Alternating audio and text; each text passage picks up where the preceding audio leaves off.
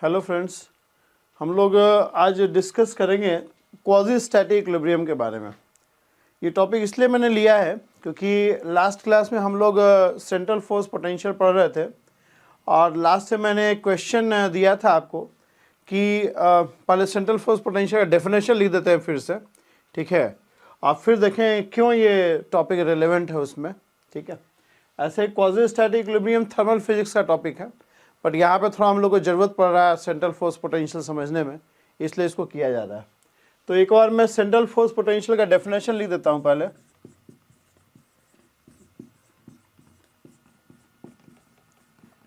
Single body system हम लोग देख रहे थे, ठीक है। Central force potential for a single body system, central force potential for a single body system is numerically equal to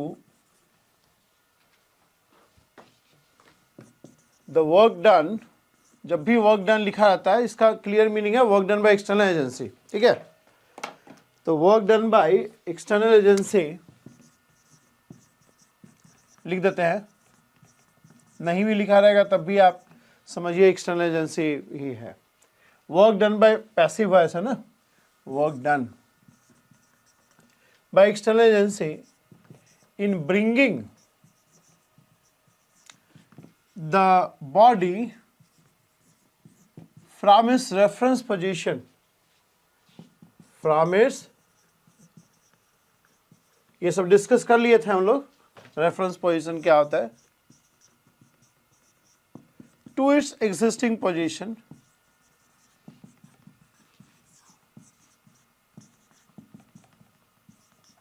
to its existing position such that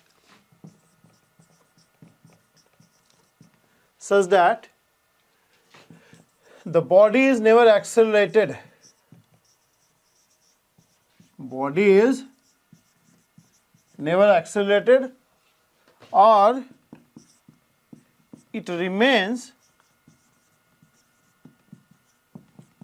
in the state of quasi-static equilibrium। ये definition मैंने discuss किया था last class में। Central force potential for a single body system is numerically equal to the work done by external agency in bringing the body from its reference position to its existing position such that while you bring it you should not accelerate it। ये जो numerical equality है वो conditional है। ये central force potential work done by external agency के बराबर तभी होगा जब आप बॉडी को रेफरेंस पोजीशन से एग्जिस्टिंग पोजीशन तक लाते समय आप उसका एक्सेलरेट नहीं करें। अगर आप एक्सेलरेट कर देंगे then work done by external agency will not just be equal to central force potential but it will be equal to central force potential plus kinetic energy produced। So if I want this numerical equality I have to keep in mind I should not produce any kinetic energy, none of my work done should get involved in producing kinetic energy। समझ में आ रहा है आपको? Potential energy एक अलग physical quantity है, work एक अलग फिजिकल क्वांटिटी है, और दोनों में न्यूमेरिकल इक्वालिटी तभी होगा जब आप बॉडी को लाते समय एक्सेलरेट ना करें। पोटेंशियल एनर्जी देखिए कॉन्फ़िगरेशन कैरेक्टराइज करता है, तो जो भी वर्क डन है वो सिर्फ कॉन्फ़िगरेशन के चेंज में यूटिलाइज होना चाहिए, ना कि कोई मोशन प्रोड्यूस होना चाहिए। तभी हम कह सकते हैं कि central force potential numerically equal to work done by external agency in bringing the body from its reference position to existing position such that body is never accelerated और that is it remains in the state of quasi static equilibrium, ठीक है, it remains in the state of quasi static equilibrium. समझ ना आप? अब थोड़ा सा एक क्वेश्चन मैंने रेज किया था लास्ट क्लास में जब हम लोग सेंट्रल फोर्स पोटेंशियल डिस्कस कर रहे थे कि मान लो कोई बॉडी यहाँ पे है, ये इसका रेफरेंस पोजीशन है, और एग्जिस्टिंग पोजीशन यहाँ है, ये इसका एग्जिस्टिंग पोजीशन है। अब क्वेरी ये है कि डेफिनेशन बोल रहा है कि central force potential of the single body system is equal to work done in bringing this body from reference position to existing position such that you don't accelerate in between। ठीक है, यहां से यहां तक लाने में आप इसको एक्सेलरेट नहीं करें। ये कैसे होगा? मतलब एक बॉडी है, यहां पे रखा हुआ है, ये हमारा रेफरेंस पोजीशन है, ये इसका एग्जिस्टिंग पोजीशन है। अब हम कह रहे हैं कि ये मार्कर को रेफरेंस पोजीशन से एग्जिस्टिंग पोजीशन तक लाओ और इसको एक्सेलरेट मत करना। How it is possible? Because जैसे ही आप इसको मूव करेंगे इट विल एक्सेलरेट।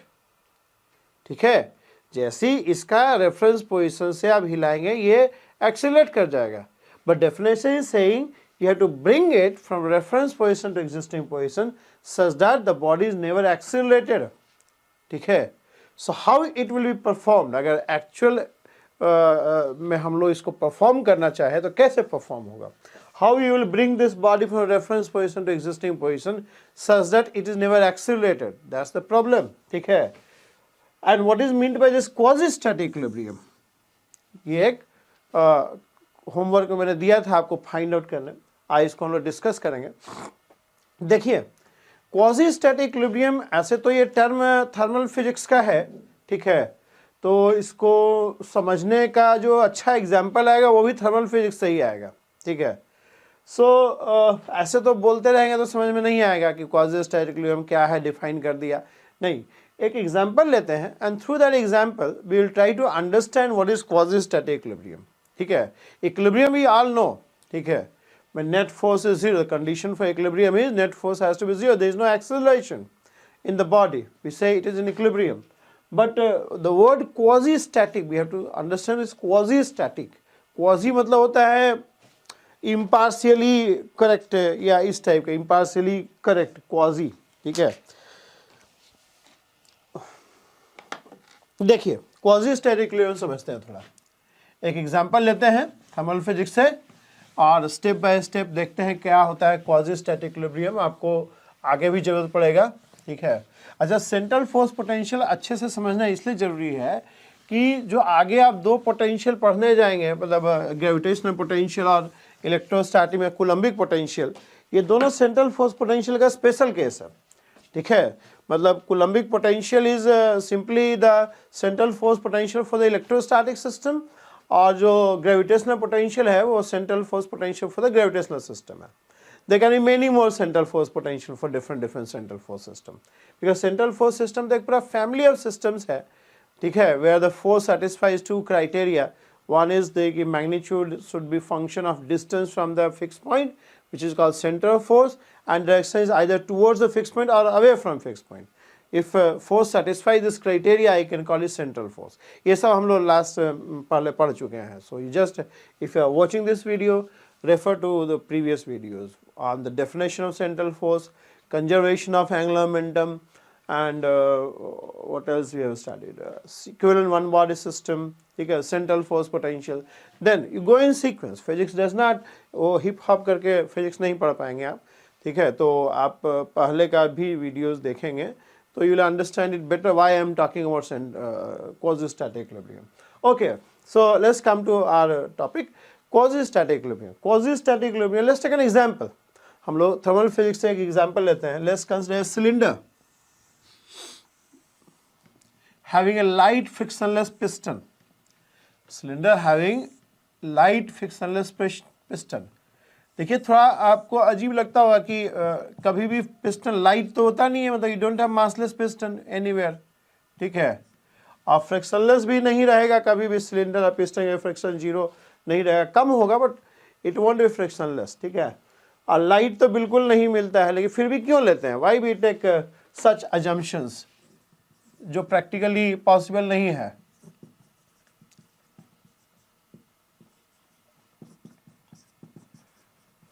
बताइए, why we take these kind of assumption which is not practically true?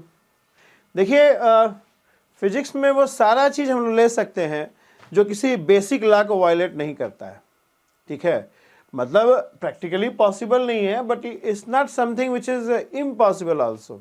मतलब इम्पॉसिबल क्या होता है फिजिक्स में? इम्पॉसिबल वो चीज़ है जो किसी लॉ को वायलेट कर रहा हो, बेसिक लॉ को वायलेट कर रहा हो, ठीक है। इंजीनियरिंग में हम लोग इस तरह का अजम्पशन नहीं लेते हैं, लेकिन फिजिक्स में मतलब हम लोग वो सारा चीज़ कंसिडर कर सकते हैं जो किसी बेसिक लॉ को वायलेट नहीं कर रहा है। इसलिए फिजिक्स का डोमेन बहुत बड़ा होता है, ठीक है। यहाँ पे वो हर चीज़ के बारे में हम लोग बात कर सकते हैं जो किसी बेसिक लॉ को वायलेट नहीं करता है, ठीक है। ऑफ कोर्स हम लोग उन चीज़ों का बात नहीं कर पाएंगे यहाँ पे जो किसी बेसिक लॉ को वायलेट करता हो। बेसिक लॉ मतलब Maxwell equation, Schrodinger wave equation, Newton second law, सब बेसिक, कंजर्वेशन ऑफ एनर्जी, ये सब they are all basic laws, ठीक है, दे ऑल बेसिक लॉज। तो वो सारा चीज़ जो बेसिक लॉ को वायलेट नहीं करता है वो सारा चीज़ हम लोग यहाँ कंसिडर कर सकते हैं। बात समझ में आ रहा आपको? हम लोग का यस इंजीनियरिंग वालों के लिए नो हो सकता है, मतलब हम लोग जिन चीज़ों को यस बोलेंगे हो सकता है वो इंजीनियरिंग वाले लोग उसको नो कर दें। मतलब हम लोग लाइट फ्रिक्शनलेस पिस्टन बोल रहे हैं तो उन लोग कहेगा नहीं ये पॉसिबल नहीं है, इट्स नॉट पॉसिबल। जैसे आप थर्मोडायनेमिक्स पढ़ेंगे कार्नोट साइकिल, तो कार्नोट साइकिल का जो इफिशियंसी होता है 1 - T2/T1 होता है, ठीक है, 1 - T2/T1 where T2 is the temperature of the sink and T1 is the temperature of the source. तो हम लोग कहते हैं कार्नोट इंजन का जो इफिशियंसी है वो 1 - T2/T1 होगा, ठीक है। But it is based on assumption कि कोई फ्रिक्शन, कोई लॉसेस, कहीं कुछ नहीं है। सो ऑटोमोबाइल इंजीनियर बोलेगा ये पॉसिबल ही नहीं है, ठीक है। तो our yes can be no for the engineering people, ठीक है, but our no will be certainly no for everyone, because we'll tell only those things no which violate the laws of motion, laws of basic laws of nature. हम लोग no किसको बोलेंगे? जो किसी basic law of physics को violet कर रहा हो। तो हम लोग का नो यूनिवर्सल नो है, ठीक है, हम लोग का नो जो है वो universal no. When we say it is not possible then nobody can make it possible, ठीक है। And vice versa is not true. When we say something is possible, practically it may not be possible. Okay, so physicists know is everyone's know, right? So that's beauty, right? Okay, fine. So we are taking light frictionless piston and we can take it because it doesn't violate any law of nature. We can take it because it doesn't violate any law of nature. We are not in engineering, we are in physics. He is subject. Okay, so we have light frictionless piston and okay, and we have ideal gases inside. We have the ideal gases inside. We have ideal gases, atmosphere outside, atmosphere outside. So where the piston is going to stabilize? Piston कहाँ जाके रुकेगा? If I draw the free body diagram of the piston, on this piston you have the force, suppose P in is the pressure in the gases, P in into area is the force which gas is applying on the piston from below, and from upward direction we have P ATM into area. So this force cannot change, piston जहाँ भी रहे इतना ही force लगना है, but this can change, ठीक है। ये piston के ये सिलेंडर के वॉल्यूम पर डिपेंड करेगा। सिलेंडर का वॉल्यूम कम करेंगे पीन बढ़ जाएगा, सिलेंडर का वॉल्यूम अधिक करेंगे पीन घट जाएगा। Because if I take temperature to be constant then from the ideal gas equation your PV equals to constant. So if you decrease the volume, pressure inside will increase. If you increase the volume, pressure inside will fall. तो ये कहाँ जाके stabilise करेगा? ये ऐसे volume पे जाके stabilise करेगा, पिस्टन ऐसे पोजीशन पे जाके स्टेबलाइज करेगा जहाँ पे ये P in area, P in into area, the force which is acting from below equals to P ATM into area, ठीक है। तो piston is going to reach a position where internal pressure is equal to atmospheric pressure outside. Okay, fine. So suppose the piston is in equilibrium. Piston has reached equilibrium. Piston is in equilibrium. It is static. Now I give you a task. The task is you have the heap of sand particles. मतलब बहुत सारा sand particle का एक पूरा बहुत सारा sand particle है यहाँ पे सपोज करो, ठीक है। हिप का हिंदी हमको ध्यान नहीं आ रहा है, HEAP होता है, हीप ऑफ सैंड पार्टिकल। ठीक है, हीप ऑफ सैंड पार्टिकल का एक जमा हुआ है ना, सैंड पार्टिकल यू अंडरस्टैंड। ठीक है, बालू रेत जो भी कहते हैं आप। So you have heap of sand particle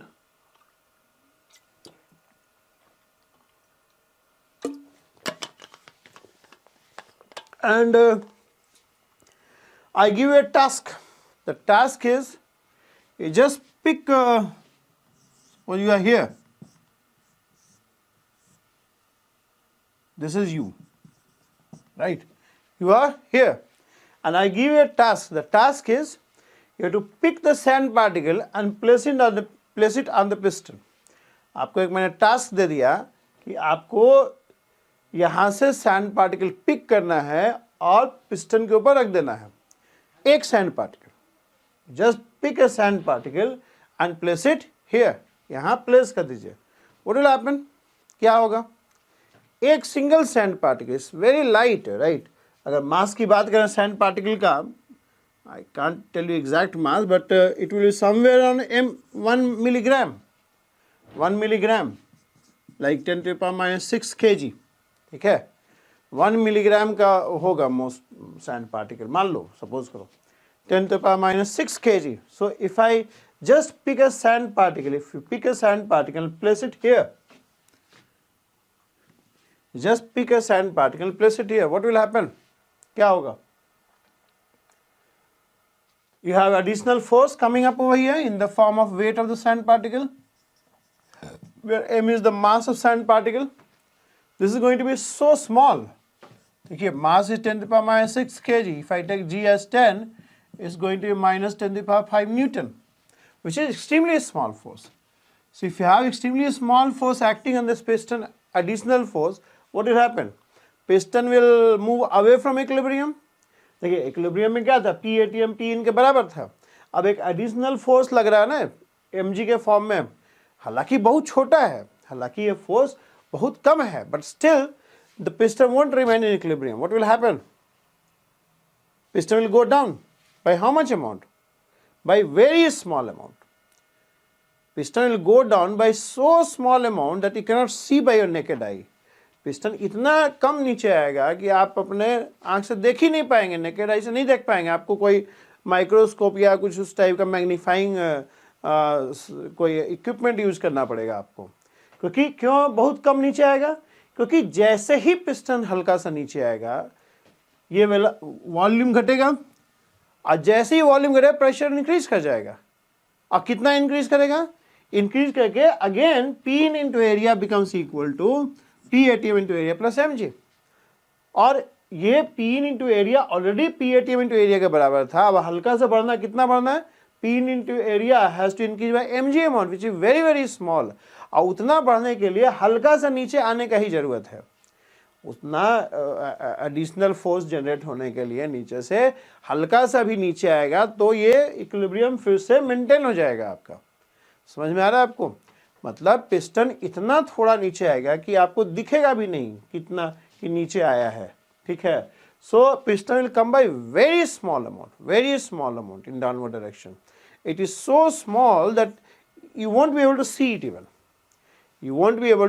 even, मतलब देख भी नहीं पाएंगे आप। ठीक है, now I ask you, you keep on doing this thing, you just pick another sand particle, place it here, again what will happen? Piston will again come down by very small amount and again the equilibrium is maintained। तो क्या हो रहा है? जैसे ही आप sand particle put कर रहे हैं, पिस्टन इक्विलिब्रियम से दूर जा रहा है और हल्का सा पिस्टन नीचे आ रहा है, फिर से इक्विलिब्रियम मेंटेन हो जा रहा है। और ये जो मोशन हो रहा है वो इतना कम हो रहा है कि आप देख भी नहीं पा रहे हैं। समझ में आ रहा है आपको? सपोज को यहाँ पे you have 1 million sand particle, 10⁻⁶ sand particles, and I ask you perform this work one by one. You just pick one sand particle, place it here, wait for the equilibrium to again reach, and again put sand particle, wait for the equilibrium. You keep on doing this and place all the sand particle finally. लेकिन इकट्ठे नहीं put करना, इकट्ठे put करेंगे तो piston will come down by large amount, और फिर वो नहीं करना है हम लोग को। हम लोग को एक एक सैंड पार्टिकल पुट करना है, वेट करना है, फिर सैंड पार्टिकल पुट करना है, फिर सैंड पार्टिकल, और इस तरह से हमें सारे सैंड को पिस्टन पे रख देना है। By the time you put all the sand particle on the piston, you will observe that piston has come down by a significant amount. Observable distance cover कर लेगा ये. Piston has come down by a significant amount. All the sand particles are here. लेकिन कब ये आया आपको पता ही नहीं चलेगा, इतना धीरे आएगा कि आपको पता ही नहीं चलेगा। इक्विलिब्रियम मेंटेन करता हुआ आया है, लेकिन वो इक्विलिब्रियम मेंटेन कंटिन्यूटी में नहीं किया है, वो डिसकंटिन्यूटी में है। इक्विलिब्रियम मेंटेन किया, फिर सैंड पार्टिकल रखा, फिर थोड़ा सा हिला, फिर इक्विलिब्रियम मेंटेन किया।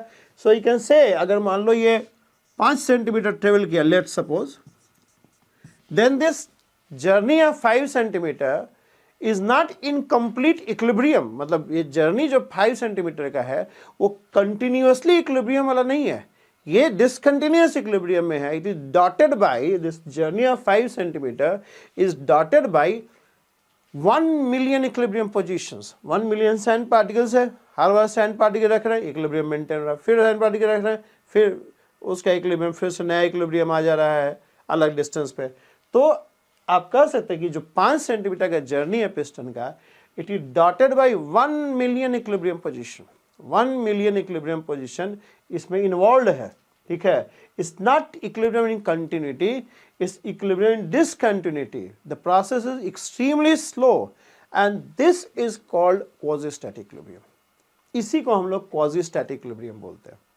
ये जो प्रोसेस है ना, very slow and not continuous equilibrium but equilibrium discontinuity, this whole thing is called, we can say piston is in quasi-static equilibrium, ठीक है, not complete in quasi मतलब not completely true, ठीक है।